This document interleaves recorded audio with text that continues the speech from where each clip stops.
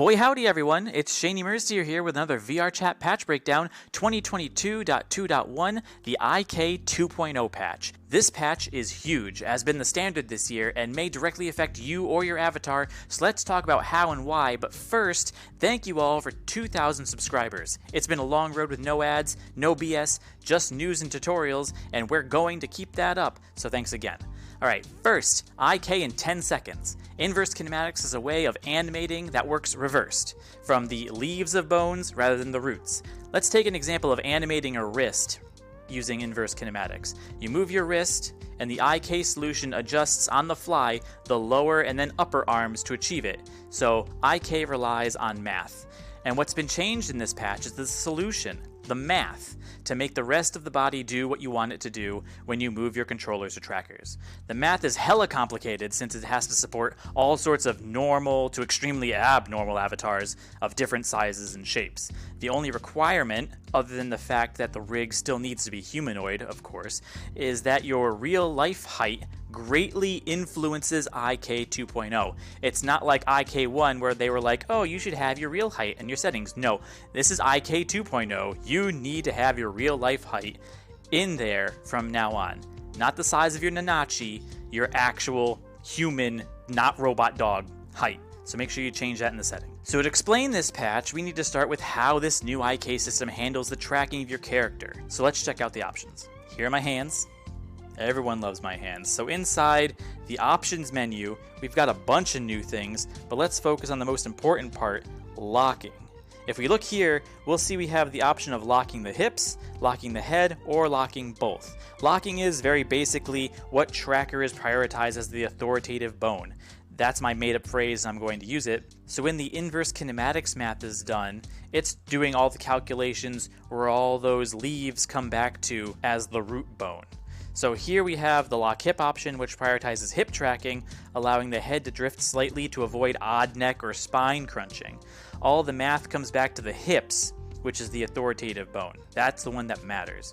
The lock head option prioritizes head tracking, ensuring no viewpoint drift, so when you move your head moves with you. This is a real weird freaking second dimension kind of thing, but it allows the hip to drift slightly to avoid odd neck or spine crunching. 3-point tracking solutions, aka the basic hands and head, always utilize the lock head option as far as I understand. And then we have the most complicated to explain, the lock all option, which strictly enforces both head and hip tracking. If the trackers get close together, the spine will bend in any way necessary to have both of them align simultaneously. Depending on your avatar's rig, this might cause odd posture because both the head and hips are fighting for authority and anything between them needs to give way. This option works best with a chest tracker, which we'll talk about in a hot second. But if you want to standardize which ones are good at certain things, lock hip works best when standing or dancing, lock head works best for sitting, and lock all is strictly avatar dependent unless you have a chest tracker. Alright, that was kind of complicated, but hopefully that made some sense. The newly supported tracking points, because now VRChat supports up to 11 points of tracking, are the chest, the knees, and the upper arms. Chest tracking will twist the chest based on your tracker's rotation unless lock all is on, where it will also track its position. For upper arms, a single tracker simultaneously controls the elbow and the shoulder. To use shoulder tracking, you must wear your tracker above your elbow, which means you need to get some muscles. Oh, am I freaking out over here? It's because I don't have arm trackers. But to use shoulder tracking, you must wear your tracker above your elbow. So get ripped so that little strap that you put there doesn't start sliding all over the place. Another interesting feature for those who are slowly growing their tracker collection or have differing abilities as far as body mobility, or just because you have a really peculiar avatar, VRChat has implemented per tracker IK combinations, which means mixing and matching tracker locations where you want your trackers to be. For example, you can add trackers to your upper arms only, and that will be correctly tracked. Or you could track only one foot, or your left foot and your right upper arm, or whatever combination you're thinking about. Say you don't have a left arm, you don't need to worry about it, you can track using your right one.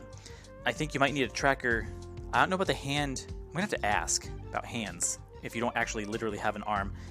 What's the requirement for a hand tracker? We'll find out. I'll let you know. But just some feedback for people. Track your hip if you only have one tracker. It's the best one. More on trackers, by the way. If a tracker disconnects or is turned off, the per tracker IK will readjust to mix and match tracking and IK for whichever trackers are still available. You'll have like a limp in your leg if you've lost a leg. And then when you get it powered back on, tracking will automatically be restored to the previous calibration. So you don't even have to do a recalibrate or anything. It's there and it works again. It's great. Users without elbow tracking, including non-full body PC or Quest users, can enjoy automatic prevention of elbows clipping through the avatar's torso, like me right now, where my arms are not going through my torso, which is fantastic. Added a toggle to measure avatar scale too, by either arm span or by height.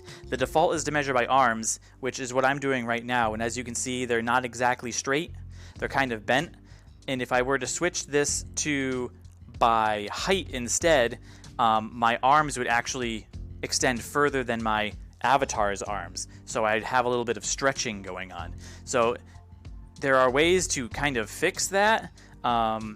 Most people will be fine by height, but everybody's arms are slightly different lengths, and everyone's legs are slightly different lengths, so getting that perfect bit would need some ratio adjusting, which we'll talk about later.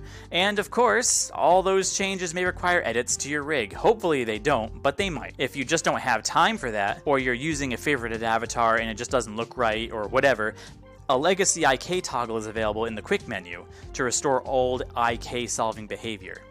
This does not revert calibration and tracker changes, so you'll still get all the benefits of, dead battery fallback, which is sweet. Eventually, though, this legacy toggle may be removed, so find time to update, or harass the person who made your avatar to find time to update.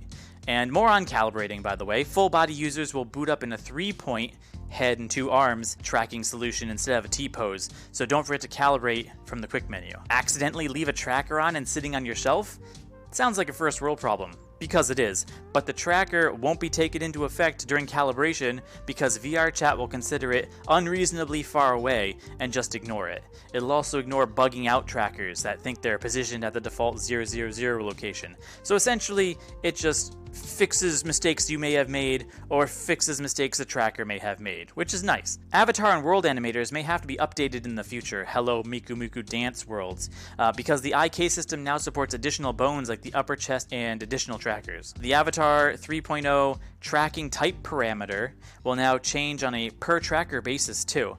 This is way more complex than what I have time for in this, and we're just gonna skip it, but you can check the description for tracking type stuff. Maybe a Valgan video too. Cool new debug parameters, baby. Keep in mind, these are for when everything else is confirmed to be working right, but it's just imperfect. And here's the thing that I talked about earlier, -- custom arm ratio. So it adjusts the ratio used to scale the avatar when using measure by arms mode.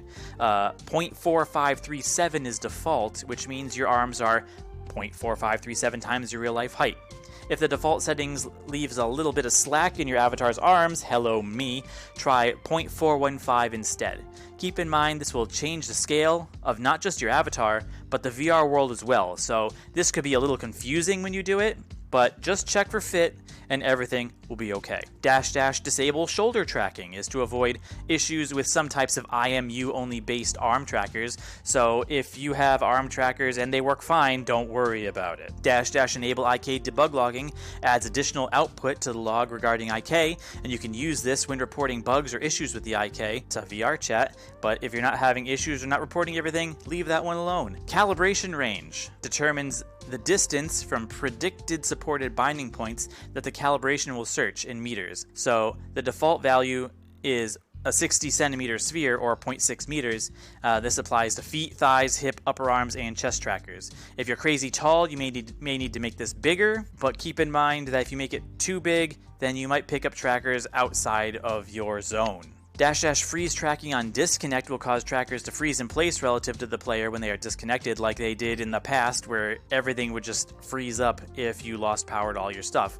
To remove frozen trackers, you can calibrate them again. If all your trackers have disconnected, so the calibration option is no longer visible, cycling the avatar measurement option will also unfreeze them. In most cases, you probably don't need this anyway, but just in case you do, it's there. The next cool thing, gamepad and keyboard and mouse and Steam Deck users can rejoice because VRChat just made your life infinitely better. These inputs now go through the Unity input system instead of through VRChat's makeshift one, so you should see a lot more native, faster reaction, better general support of these controllers. Like, gamepad input has been brought up to feature parity with keyboard and mouse, which means a lot of new stuff specifically for gamepads, like now they have action menu support, new mapping schemes, vertical look via thumb pad is no longer affected by frame rate, support for a ton of controller schemes like PlayStation 3, 4, 5, Switch Pro, Xbox, Steam controllers, Steam Deck, more.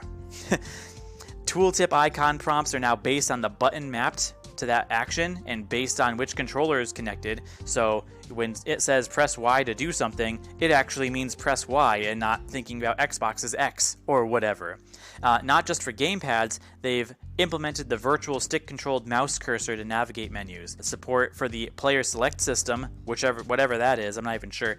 Object rotation using middle click, followed by mouse movement, which is nice. And the Steam Deck on-screen keyboard in menus that require typing is now visible, which is cool. Steam Deck users are really getting the good stuff right now, and I don't even have one. Oh my god, let's wrap this up. Fizzbones was updated with more performance improvements. How fast can it get? I don't know. But avatar parameters have also been updated, so now you get 256 bits of variables you can stuff in your avatar rather than 128, which is awesome. Avatar dynamic updates, where left and right feet could get swapped in avatar setup. Uh-oh.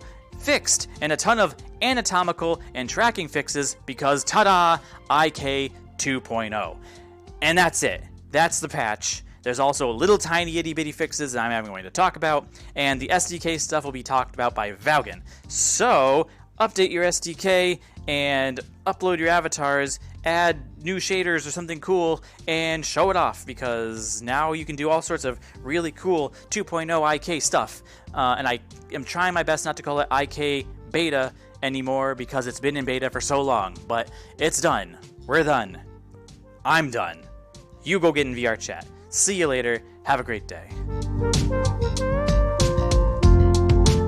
So done.